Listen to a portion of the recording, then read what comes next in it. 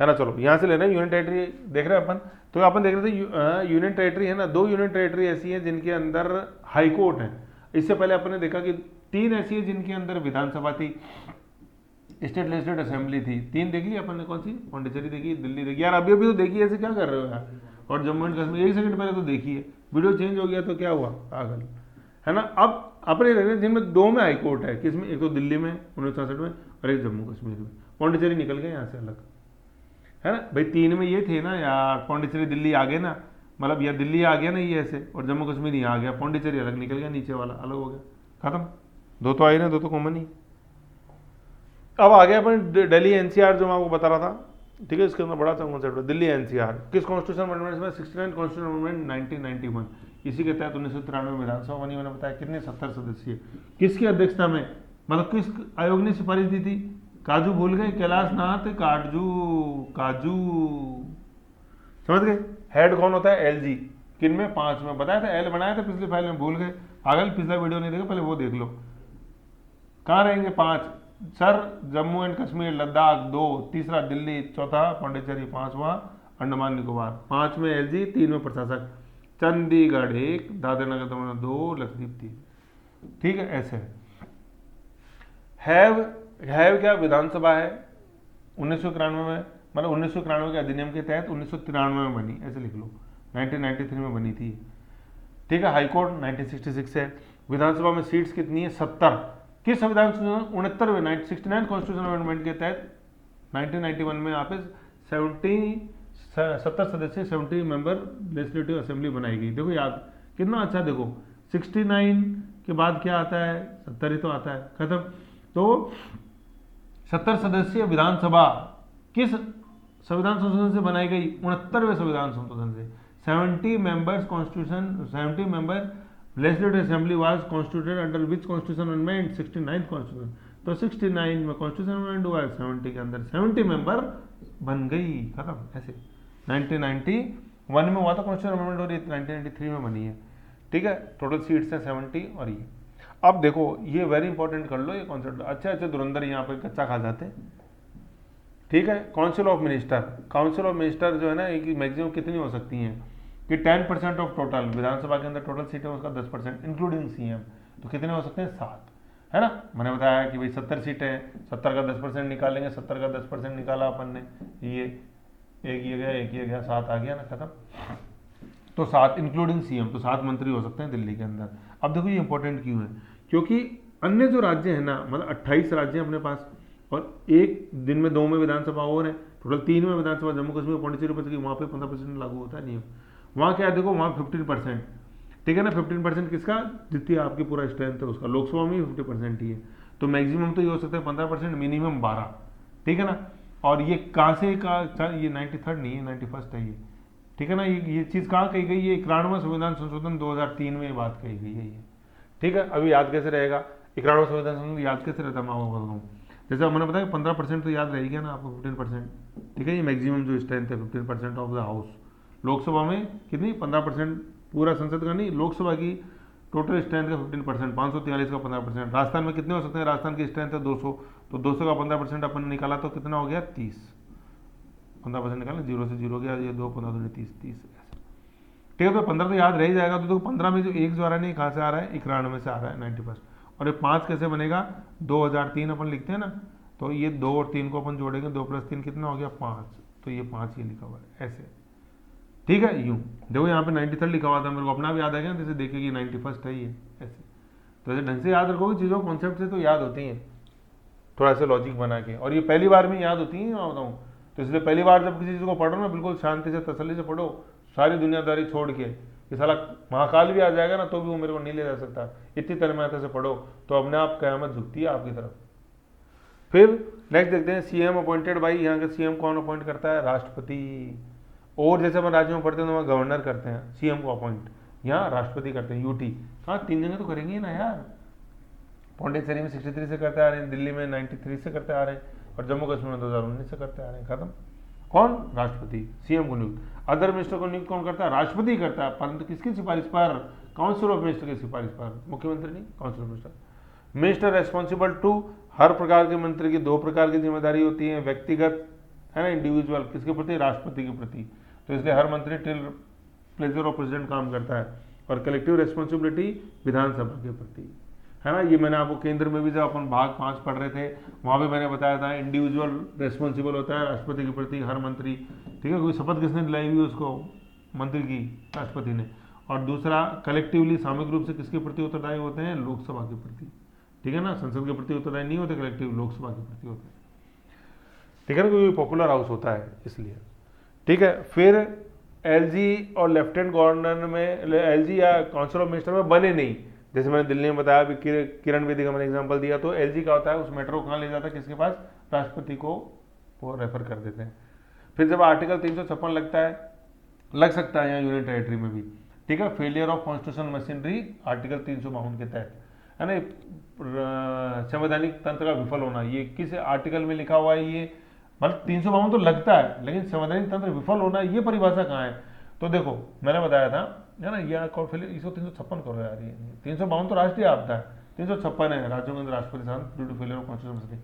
तो 365 के अंदर लिखा हुआ फेलियर ऑफ कॉन्स्टिट्यूशनल। मेरे को 56 कैसे याद आया, तो मैंने बता रखा, देखो आपको 365 की अवमानना जो है ना 356 को अट्रैक्ट कर लेती है, मैंने ऐसे बताया हुआ आपको। तो देखो अंक बदल रहे ना, तो 365 में लिखा हुआ है कि फेलियर ऑफ कॉन्स्टिट्यूशनल मशीनरी, मतलब कॉन्स्टिट्यूशनल मशीनरी होती क्या है, ठीक है ना। राज्यों का प्रशासन आप नहीं चला पाए, जैसे मैंने बताया था कि राज्यों के अंदर जैसे नेशनल हाईवे है, तो नेशनल हाईवे केंद्र की संपत्ति है, नेशनल हाईवे, वहाँ पे कोई जाम लग गया, आप नहीं खुला पाए, तो भाई आप सरकार चला नहीं सकते आप। फिर रेलवे है, इंडियन रेलवे है, राजस्थान रेलवे नहीं इंडियन रेलवे है, तो रेलवे लाइन पर कहीं धरना देके बैठ गए, है कि नहीं, वहाँ पे जाम लग गया, तुम 3 दिन हो गए यार, तुम रेलवे लाइन को नहीं क्लियर कर पाए, एक्सीडेंट हो गया तुम उसको नहीं क्लियर कर पाए, तुम कहाँ के मुख्यमंत्री हो, क्या सरकार चला रहे हो, नहीं, फेलियर ऑफ कॉन्स्टिट्यूशनल मशीनरी है। जैसे आप कभी भी देखना, कभी भी नेशनल हाईवे या रेलवे पे कभी भी एक्सीडेंट होता है, तो फट से 3-4 घंटे के अंदर उसको करके और सुगम यातायात करके मीडिया के अंदर, नेशनल लेवल की मीडिया में निकाली जाती है कि एक्सीडेंट हुआ था, लेकिन 3 घंटे के अंदर ही यातायात सुगम किया, वहाँ से बिल्कुल ट्रैफिक फ्लो हो रहा है। ये जरूरी है, क्यों, क्योंकि अगर ये ज़्यादा कुछ हो गया ना तो फेलियर ऑफ कॉन्स्टिट्यूशनल मशीनरी है, और 356 के अंदर राज्यों के अंदर राष्ट्रपति शासन लग जाता है। कोई मुख्यमंत्री ये नहीं चाहता कि राज्य के अंदर राष्ट्रपति शासन लगे। राजस्थान में कितनी बार राष्ट्रपति शासन लगा अभी तक, टोटल 4 बार, है कि नहीं। तो इसलिए ये कॉन्स्टिट्यूशन मशीनरी है, तो 356 नहीं।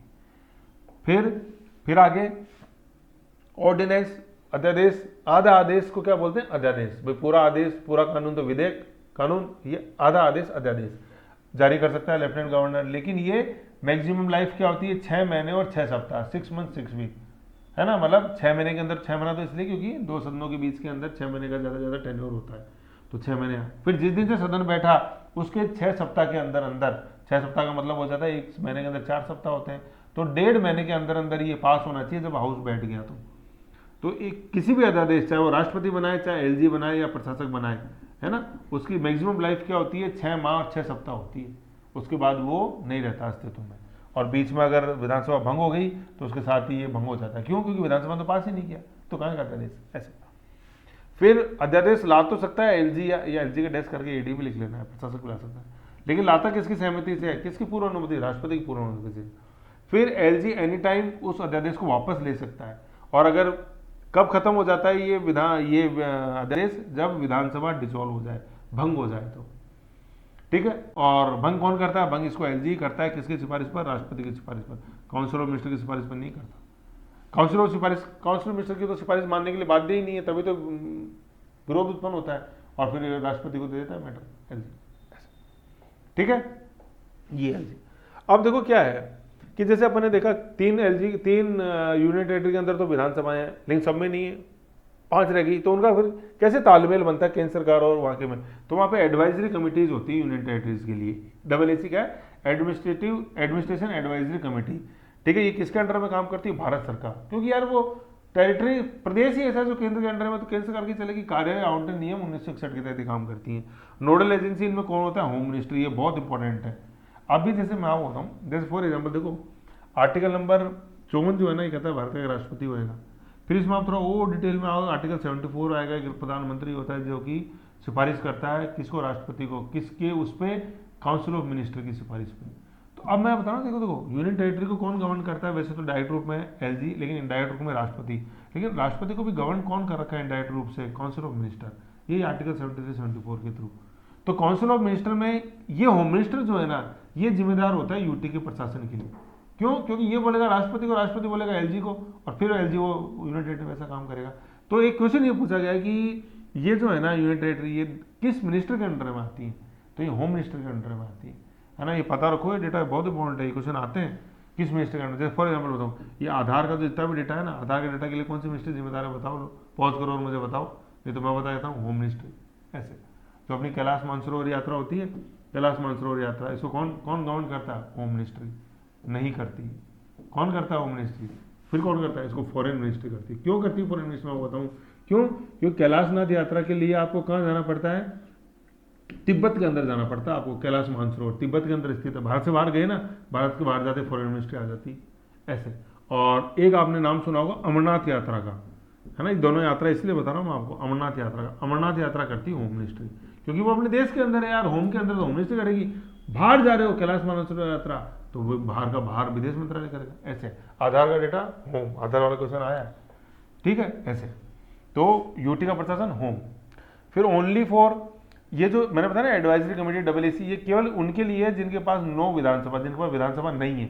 ऐसे 5 हैं, 3 के पास तो हैं, पौंडीचेरी 63, दिल्ली 93 और अपने जम्मू कश्मीर 19। जिनके पास नहीं है वो 5 हैं। एल से हो गया आपने क्या? लद्दाख, भाई जम्मू कश्मीर के पास तो है ना, लद्दाख के पास नहीं है। सी से हो गया चंडीगढ़, दादरा नगर हवेली, फिर ये अपने लक्षद्वीप, और ये एन से अंडमान ऐसे। ओके, फिर अपन आगे देखें, इसमें आगे देखो क्या आता है। फिर यूटी, कुछ यूटीज के अंदर डबल एसी है, कुछ यूटीज के अंदर एमएचएसी है।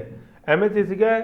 Home ministry advisory committee. देखो एक्चुअली चलता कैसे काम, मैं आपको बताता हूँ कि जिनमें विधानसभा नहीं है उनमें डबल एसी काम करती है, एडमिनिस्ट्रेटिव एडवाइजरी कमेटी। इसको सिफारिश कौन देता है? ये एचएमएसी, होम मिनिस्टर एडवाइजरी कमेटी, ऐसे चलता है ये, ठीक है। तो होम मिनिस्टर एडवाइजरी कमेटी होती है, मीटिंग्स हेड होते हैं ये, मीटिंग्स मतलब होम मिनिस्टर जो होता है वो मीटिंग लेता है। डबल एसी फिर किसको सिफारिश करती है? एलजीआईडी को। एचएमएमसी किसको, किसकी सिफारिश पे काम करता है? सारा होम मिनिस्ट्री की। भाई इतना ही ध्यान रखना इसमें।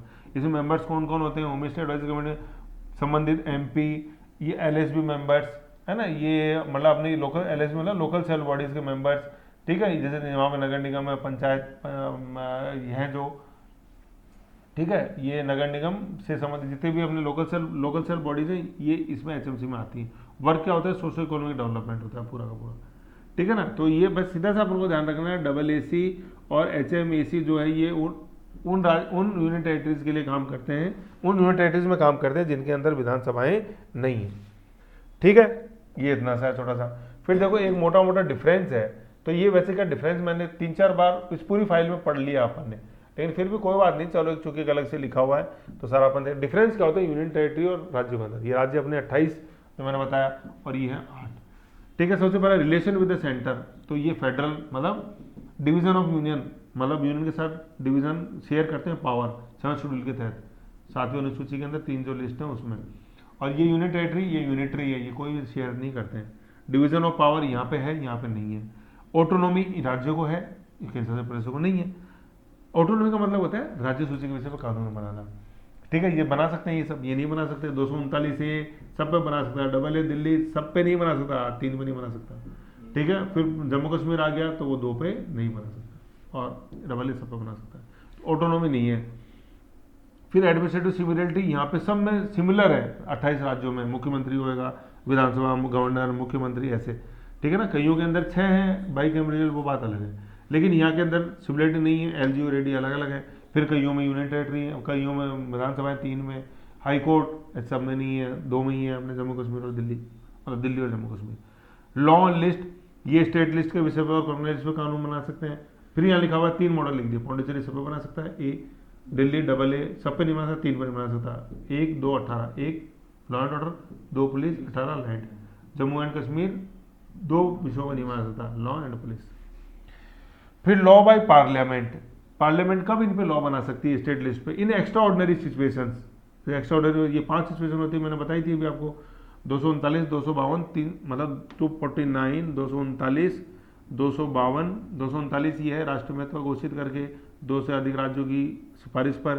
फिर 352 देश में राष्ट्रीय प्रेसिडेंट रूल, राज्यों के अंदर राष्ट्रपति शासन, और 360 भारत के अंदर वित्तीय आपदा, आज तक लगी नहीं, ठीक है ना। ये जो करेंसी डिमोनेटाइजेशन हुआ था ना अपने विमुद्रीकरण, वो फाइनेंशियल इमरजेंसी नहीं था, वो अलग है, ठीक है।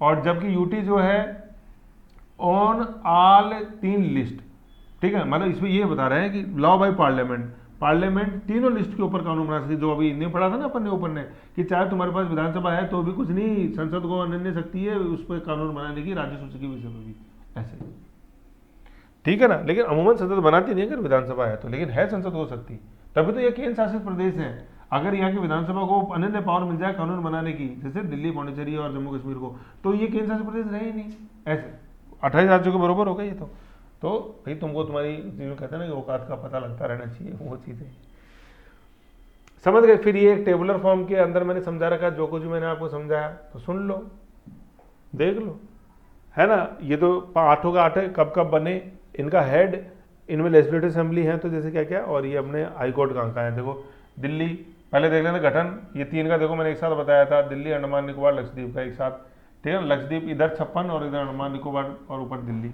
ट्रायंगल बन गया ना ऐसे ट्रायंगल, ये 1956 का ट्रायंगल है स्टेट ऑर्गेनाइजेशन एक्ट का। फिर दादरा नागर हवेली, ये दादरा नगर हवेली 61 और 62 में, लेकिन देखो इन दोनों को मैंने नंबर 1 डाला हुआ 4, क्योंकि ये 2020 के अंदर मिल गए थे, एक हो गए थे। फिर सी से चंडीगढ़ है 66, फिर ये पी से अपने पौंडीचेरी है 66, दोनों एक साथ।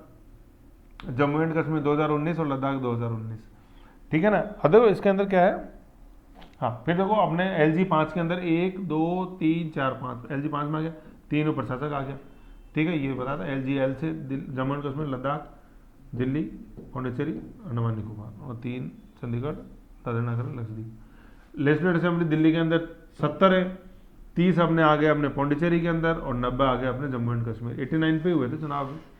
फिर हाईकोर्ट अपन जैसे देख रहे थे दिल्ली का, दिल्ली ये वेरी इंपॉर्टेंट, खासतौर पर अंडमान निकोबार वाला है, बहुत पूछा जाता है अंडमान निकोबार। दुनिया सोचती है यार अंडमान निकोबार इधर नज़दीक है, किधर, मद्रास के, तो मद्रास चिपका दो, नहीं, गलत।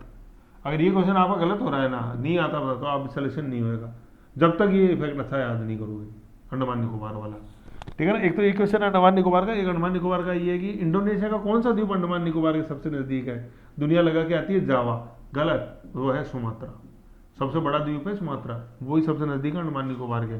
विश्व के नक्शे में देखना एक बार आप, जैसे विश्व का नक्शा देखोगे तो अंडमान निकोबार के इंडोनेशिया का जो सबसे नज़दीक द्वीप है वो है सुमात्रा, फिर आगे जावा। इंडोनेशिया की राजधानी जकार्ता, वो है जावा द्वीप पे, और पॉपुलेशन सबसे ज़्यादा रहती है जावा द्वीप पे। जावा द्वीप जो है ना इंडोनेशिया का, जावा द्वीप, उसके ऊपर है पॉपुलेशन, और जो सुमात्रा है वो है सबसे बड़ा इन साइज एरिया, और अंडमान निकोबार के जो सबसे नज़दीक है वो सुमात्रा ही है, समझ गए। लो फिर थोड़ा सा और है, देख लो इसको। दादरा एंड नगर हवेली में कौन सा हाईकोर्ट लगता है, मुंबई। दादरा नगर हवेली दमन एंड दीव अपन ने जोड़ दिया था 2020 के अंदर, ठीक है। फिर ये सी से आ गया Chandigarh, Punjab and Haryana high court, Pondicherry Chennai high court, Jammu Kashmir है, लद्दाख, ये सबको आप कॉमन सेंस से सही कर दोगे। लेकिन मेरे प्यारे अंडमान निकोबार में हो जाते हैं तारे कहाँ पे, जमीन पे, कलकत्ता, ये याद रखो, ये क्वेश्चन आता है सबसे ज़्यादा। एक तो क्वेश्चन ये आता है कलकत्ता वाला, एक ये आता है ये प्रशासक वाला, है कि नहीं, और एक ये अब ये आने लग गया दादरा नगर हवेली दमन एंड दीव कब जोड़ा, 26 जनवरी 2020। कि रो मत ना यार, क्यों रो रहे हो कि तुम अलग अलग हो गए, अपन एक ही है रे, 1-20 तेरे पास, 1-20 मेरे पास, 1-20 दादरा दमन एंड दीव को दे दो, दीव वही द्वीप, और एक दादरा नगर हवेली को दे दो। रोते क्यों है यार, रोने में निकल गई पूरी जिंदगी। पढ़ लो कुछ, ऐसे हंस के पढ़ोगे ना तो जीवन बनेगा। आ जाओ पौंडीचेरी, ये बता दिया था, पौंडीचेरी एकमात्र केंद्र शासित प्रदेश है जो कितने राज्यों के अंदर विभाजित है, 3 राज्यों के अंदर है। कार्यकाल कहाँ है, तमिलनाडु में। ये यनम है, यह क्या है, ये यनम, यह नम, सनम नहीं है, भाव मत हुआ करो, यनम है ना। ये यमन नहीं है, यमन कहाँ है, ओमान, ये तो देश है अलग से, एक रेड सी के किनारे। और देखो ये एक ये वर्ड और है यवन, यवन बोलते थे अपन इंडो ग्रीक्स को, इंडो ग्रीक्स वही आए ISP के इंडो ग्रीक शक पार्थियन कुषाण, है कि नहीं, 1st सेंचुरी AD जो अपन पढ़ते हैं मौर्यों से पहले, ये इंडो ग्रीक शक पार्थियन कुषाण, तो ये थे सबसे पहले, ये इंडो ग्रीक जो आए थे, इंडो ग्रीक। मिनांडर का नाम सुना होगा आपने, मिनांडर, नागार्जुन, नागसेन, वो बुद्ध सबसे पहले भारत में जिसने सिक्के चलाए फोटो और नाम वाले। जैसे आप आज सिक्का देखना, एक तरफ अशोक स्तंभ पीछे होता है भारत, तो ये नाम और फोटो वाले सिक्के सबसे पहले इंडो ग्रीक्स ने चलाए थे। काले मिर्च को बोलते हैं यमन प्रिया, क्योंकि ये सबसे ज़्यादा एक्सपोर्ट करते थे, भारत से खरीदते तो एक्सपोर्ट करते थे इंडो ग्रीक्स, यवन प्रिया। तो ये यवन है, ये यनम है, और ये यमन है साना, ओमान, और माहे कार्यकाल। जैसे क्या है, जैसे है ना आपका कहीं यूपीएससी में सिलेक्शन हो जाएगा तो आप पौंडीचेरी घूमने जाना कभी आप, ठीक है ना। फिर वहाँ पे स्टेट गेस्ट हाउस है, जैसे में सर्किट हाउस होता है ना, पौंडीचेरी में भी है। आप जाओगे उस गेस्ट हाउस के अंदर रुकोगे, सर्किट हाउस टाइप, उसमें देखो 3 ही कमरे हैं उसमें, मैं आपको बात बताऊँ, ठीक है। अब 3 कमरे होने से क्या है, देखो उसमें यूँ ऐसे है, 3 कमरे यूँ बने हुए हैं, एक ये रहा, एक ये रहा और एक ये रहा, ठीक है। तो ये जो कमरा है ना इसका नाम है माहे, ठीक है। ये जो कमरा है उसका नाम है कारिकाल, ठीक है। और ये जो कमरा है इधर, इसका क्या नाम हो जाएगा, ये बच गया ना एक ये नाम, ऐसे तीनों कमरे यूँ हैं ऐसे ऐसे, तो माहे, कारिकाल और ये नाम। एक मेरे को मौका मिला था जाके रुकने का, तब इसलिए मैं माहे में रुका था, ऐसे समझ गए। तो ये चीज़ है। फिर अपन ने देखा ये पूछा जाता बहुत।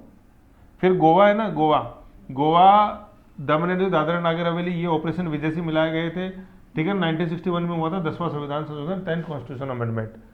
फिर ये चैनल्स मैंने आपको बता दिए, ये चैनल्स मतलब ये लैटिट्यूड जो होती है ना, ये 8 डिग्री, 9 डिग्री और 10 डिग्री, तो ये बहुत इंपॉर्टेंट है, बहुत ज़्यादा पूछते हैं ये। नीचे से ऊपर चलते हैं, ये 0 डिग्री तो इक्वेटर हो गया, ठीक है ना। फिर ये 8 डिग्री आ गया यहाँ, ये 8 डिग्री, 8 डिग्री 8 यूँ बना ना, 8 बन गया ये। तो ये 1 एम है, ये 1 एम है। अब एम को खड़ा कर दो यूँ, 1 एम को खड़ा किया तो मिनी को 1 मालदीव। 9 डिग्री चैनल आ गया। नो छोटा लक्ष्य मत बनाओ, नहीं तो जिंदगी हो जाएगी क्या गुलजार, लक्षद्वीप और मिनी कॉय। और 10 डिग्री चैनल हो गया अपने अदन, याद रख लो, अदन, अदन है ना, ऐसे अंडमान न से निकोबार 10 डिग्री चैनल लिए। और फिर जैसे अंडा अपन देख रहे थे, ये अंडा दीदी, अंडा किसको कहते हैं, जो तेरे आता है हमेशा, तो अंडा 0 बन रहा है ना, अंडा, ये समझ गए ऐसे। तो भैया यार ये था देख अपना यूटी, है ना। तो मेरी तो कोशिश थी पूरे शॉर्ट एंड स्वीट पढ़ाने की, कुछ ज़्यादा हो जाए तो देखो अब उसमें, अब जहाँ ज़रूरत होती है वहाँ देखो कुछ बताना भी होता है, नहीं तो स्टूडेंट बोलते हैं सर तो यार ऑनलाइन पढ़ाते हैं, कुछ समझ में आता नहीं, और हम तो ये नहीं है। अब बोलो तो बोलो, मैं तो क्या करूँ। हनुमान जी तो होनी, तो सीना फाड़ के दिखा दो दिल में क्या है, दिल में जो है वही है, देख लो आप और क्या। और बाकी दिल में तो 2 चैम्बर ही सबके वाल 4 चैम्बर होते हैं, सिर में आपको बता दो, 2 वाल होते हैं, है कि नहीं है। तो और ऐसे इंसान के अंदर कितना लीटर खून होता है ऑन एवरेज, 5 से 6 लीटर। क्वेश्चन बता रहा हूँ जो आए हुए, समझ गए। तो ऐसे यूनियन टेरिटरी था अपना शॉर्ट एंड स्वीट, थोड़ा बड़ा हुआ उसके लिए तो माफ़ी चाहता हूँ, लेकिन कल को सवाल सही होंगे तो आप भी बोलोगे नहीं नहीं सर ऐसे क्या करते हो तो इसका रिवीजन करो आराम से, ठीक है। और फिर इसका आनंद लो, क्वेश्चन देखो, घटना चक्र में क्वेश्चन देखो, क्वेश्चन मैंने सारे कवर कर लिए, अब देखोगे तो पता चलेगा ना। कई स्टूडेंट बोलते हैं सर आपने अच्छा नहीं पढ़ाया यार, 1.5 घंटे की 1.5 घंटे, हाँ 1 घंटा, और सर ने अच्छा नहीं पढ़ाया फलाना ढीम का, है ना। आप कोई नहीं होते कि मैंने कैसा पढ़ाया नहीं पढ़ाया फैसला करने वाले, फैसला करेंगे सवाल। तो अगर मेरे को जज ही करना है ना कि सर ने कैसा पढ़ाया, चाहे ऑनलाइन पढ़ाया, चाहे आप क्लास में बैठे थे या नहीं बैठे थे, जज करना है तो सवाल देख प्यारे पहले, और फिर मेरे को नंबर दे। है सवाल निकल रहे हैं तो मैंने अच्छा पढ़ाया, नींद आ गई तो बीच में क्या हुआ, मेरा दोस्त थोड़ी है उसमें, कभी तो जगी, वापस देख लो, जल्दी जल्दी मत देखो, मैं तो खुद ही था स्पीड में था, है ना। तो सवाल देखो और सवाल ही जज करेंगे कि मैंने कैसा पढ़ाया, समझ गए। ऐसा है, फिर आप जल्दी मिलेंगे नेक्स्ट टॉपिक के अंदर अपन, ठीक है। Okay bye.